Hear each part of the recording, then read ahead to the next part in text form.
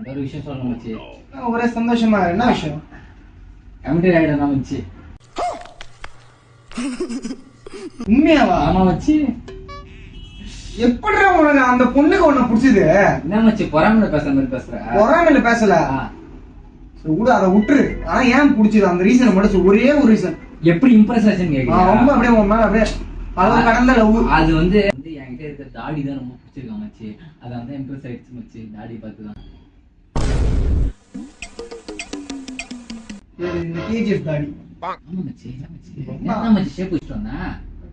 நேத்தா மச்சி ஷேப் வச்சா சலூன்ல போய் 70 ரூபா கொடுத்து ஷேப் வச்ச ஜில்லா.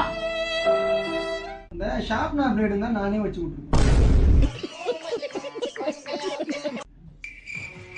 நல்லா இருக்கு. போ மச்சி. கேஜிஎஃப்க்கே அடர்த்தியா இருக்கு. சலூன் அண்ணன் கேட்டாரு, நான் கட்டிங் பண்ணும்போது உனக்கு ஷேவ் பண்ணுவாமான்னு கேட்டாரு. நீ என்ன மச்சி அந்த பொண்ணு என் தாடியை பார்த்து நீ பொறாமையில பேச, நீ என் கூட பழகாத மச்சி.